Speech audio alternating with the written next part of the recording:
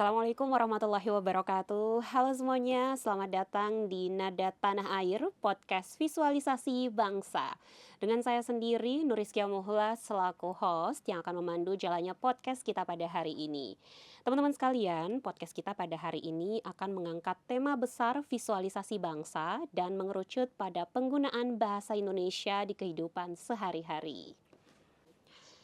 Teman-teman, di tengah-tengah kita sudah ada narasumber yang begitu kompeten pada bidangnya dan sudah ada Pak Aswar. Selamat siang Pak Aswar, bagaimana kabarnya Bapak? Selamat siang Ibu Ririn. Alhamdulillah baik. Kalau kita lihat dari jadwal mengajarnya Bapak di Fakultas Hukum Universitas Tadulako sudah berlangsung sekitar 6 bulan, satu Betul. semester ya Bapak ya. Dan dari Bone ke Kota Palu tentu ada perbedaan bahasa Bapak. Betul betul. Jadi di ruang kelas apakah Bapak sudah menemukan berbagai perbedaan penggunaan bahasa antara mahasiswa dari kelas 1 atau di kelas yang lain? Betul. Jadi terkait dengan ini berbicara tentang komunikasi ya. Jadi terkait dengan komunikasi, kita tentu tidak akan jauh daripada bahasa sehari-hari atau orang biasanya sebut ini bahasa ibu. Yang dimana bahasa ibu ini memang lebih dia mempunyai ciri tersendiri berdasarkan adat mungkin, budaya dan lain sebagainya. Tetapi sebagai warga negara Indonesia, kita juga harus tahu bahwa di dalam pasal 29 di Undang-Undang Nomor 24 tahun 2009 ini mengatur tentang bahasa, bendera, dan lambang negara. Nah, poin yang menariknya adalah poin bahasa. Poin bahasa di dalam pasal 29 tersebut mengatur bahwa bahasa Indonesia adalah bahasa pengantar pendidikan. Jadi selain daripada itu, dalam konteks tertentu atau dalam konteks yang lebih umum lagi, bahasa Indonesia ini digunakan sebagai bahasa pemersatu.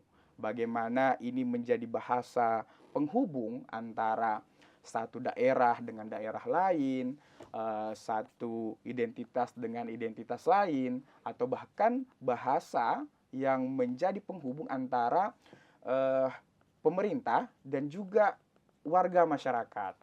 Jadi kurang lebih seperti itu Ibu Rin. Baik, kalau saya tangkap yang Bapak sampaikan tadi penggunaan bahasa Indonesia ini dijadikan sebagai bahasa pengantar pendidikan, Betul. kemudian bahasa pemersatu bangsa Betul. dan juga penghubung antara warga negara ataupun mahasiswa yang tentu berbeda suku, ras Betul. dan agama. Jadi terkait dengan bahasa yang mungkin tidak terlalu sama ya dalam arti bahwa bahasa Indonesianya belum terlalu baku ataukah belum terlalu umum, maka yang paling penting itu adalah persamaan makna atau bagaimana kita menyampaikan inti daripada makna ataukah substansi daripada materi yang ingin diberikan. Oke teman-teman, sekarang kita bertemu dengan narasumber kita yang kedua, ada Bapak Feir Chalifardi. Baik Pak Feir, menyambung pertanyaan dari narasumber kita yang pertama karena topik kita pada hari ini membahas tentang penggunaan bahasa Indonesia dalam kehidupan sehari-hari. Bagaimana tanggapan Bapak untuk bisa meningkatkan penggunaan bahasa Indonesia yang baik di kalangan mahasiswa khususnya di Fakultas Hukum? Silakan Bapak.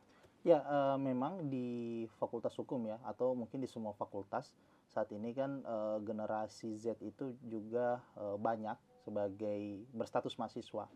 Nah, tentu dalam kesehariannya mereka ini kalau saya perhatikan banyak menggunakan bahasa-bahasa slang atau bahasa-bahasa yang dipersingkat. Nah, tentu ini menjadi satu tantangan terutama kalau kita bicara soal bagaimana eksistensi dari bahasa Indonesia itu sendiri. Yang dimana bahasa Indonesia itu adalah jati diri bangsa, dia adalah identitas nasional. Nah, hal yang pertama saya memandang bahwa sebenarnya tidak menjadi masalah karena setiap generasi memang selalu punya caranya sendiri untuk mengekspresikan atau bagaimana cara mereka berkomunikasi. Namun penting juga untuk kita sadari bahwa bahasa Indonesia itu tetap harus dipergunakan, harus tetap diperkenalkan dan harus tetap terinternalisasi menjadi jati diri si mahasiswa ini. Karena bagaimanapun juga mahasiswa ini adalah warga negara Indonesia yang tidak bisa lepas dari identitas bangsanya. Satu di antaranya adalah bahasa Indonesia itu sendiri. Oke teman-teman, dan sekarang kita sudah kehadiran narasumber kita yang ketiga dan tentunya ini tidak kalah seru. Beliau bernama Pak Fahrul Reza dan merupakan dosen pasca sarjana program studi ilmu administrasi. Selamat siang Pak Fahrul Reza. Oh ya, selamat siang Bu Ririn. Pertanyaan saya untuk Pak Dokter ini, kira-kira bagaimana Bapak menanggapi fenomena penggunaan bahasa Indonesia yang sebenarnya tidak baku di sosial media untuk generasi sekarang? Bagaimana Bapak? Silahkan. Baik, saya izin menjawab ya Bu Ririn ya. Terkait dengan pertanyaan itu, memang dalam media sosial saat ini menciptakan variasi bahasa yang cukup banyak ya. Dan bahkan variasi bahasa yang kalau bisa dikatakan baru. Bagi kalangan tertentu mungkin bahasa-bahasa tersebut tidak dimengerti gitu. Nah, kita tidak bisa melarangnya, dan juga kuncinya adalah konteks dari isi apa yang ada di konten ataupun yang ada di media sosial itu. Nah, kita bisa lihat di chat pribadi boleh saja, tapi dalam forum resmi mungkin di akademik ataupun komunikasi profesional kita wajib menggunakan bahasa Indonesia yang baku begitu. Saya rasa seperti itu jawaban saya, singkat saja. Baik teman-teman, dan sekarang kita berada di segmen terakhir, yaitu segmen penutup sekaligus kita akan bertemu dengan narasumber kita, yaitu Kak Gilang. Beliau merupakan seorang dosen program studi ilmu komunikasi FISIP Universitas Tadulako. Baik, selamat siang Pak Gilang. Selamat siang Mbak Ririn. Pak, karena topik pada hari ini kita membahas tentang penggunaan bahasa Indonesia dalam kehidupan sehari-hari. Tadi sudah dilihat dari berbagai sektor ya, dan di bagian kali ini mungkin saya akan menanyakan kepada Pak Gilang berkaitan dengan kebanggaan penggunaan bahasa Indonesia di sosial media. Nah, kira-kira Bapak melihat fenomena penggunaan bahasa Indonesia di sosial media itu seperti apa Bapak? Ya, itu menarik ya, karena di sosial media itu banyak orang nggak cuma dari banyak orang nggak cuma dari negara Indonesia, sorry. Ya. Dan itu menjadi kebanggaan tersendiri karena satu, pengguna bahasa Indonesia itu tidak cuma orang Indonesia sekarang. Sekarang lagi ada tren baik di dunia nyata maupun di dunia virtual gitu ya, untuk belajar bahasa Indonesia gitu. Dan kalau misalnya teman-teman gitu ya, teman-teman suka scroll Instagram gitu, di reels kadang ada yang ada konten-konten tentang Indonesia nih, pasti biasanya komentarnya langsung, wah ada Indonesia nih. Nah, itu menjadi kebanggaan tersendiri. Apalagi saya baru tadi aja gitu ya ngecek banyak konten-konten reels yang tentang bule berbahasa Indonesia gitu ya, dan komentarnya kebanyakan orang-orang Indonesia gitu ya.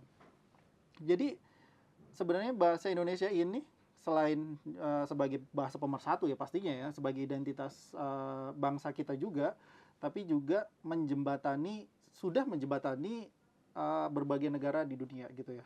Baik, luar biasa sekali ya Pak Gilang ya. Jadi kalau kita menangkap satu poin utama dari penyampaian Pak Gilang tadi adalah kita mengupayakan internasionalisasi bahasa Indonesia melalui sosial media. Betul. Dan saat ini pun sudah ada program ya dari pemerintah dengan nama Trigatra Bangun Bahasa melalui pemilihan duta bahasa.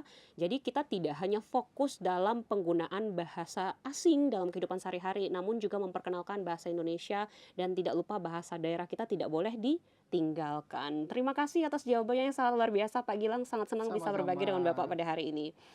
Baik, terima kasih kepada seluruh narasumber yang telah berpartisipasi dalam podcast Visualisasi Bangsa pada hari ini. Jadi kita belajar bahwa Indonesia dan penggunaan bahasa Indonesia bukan hanya sekedar menggugurkan kewajiban, tetapi merupakan identitas bangsa. Mari kita bangga menggunakan bahasa Indonesia dan kita galangkan gerakan internasionalisasi bahasa Indonesia, bukan hanya kepada orang luar, tapi harus dimulai dari anak bangsa terlebih dahulu. Terima kasih atas atensinya. Saya Nuriskia selaku host pamit undur diri. Kurang lebihnya kami mohon maaf. Akhir kata, wabillahi taufik wal hidayah. Assalamualaikum warahmatullahi wabarakatuh. Sampai jumpa.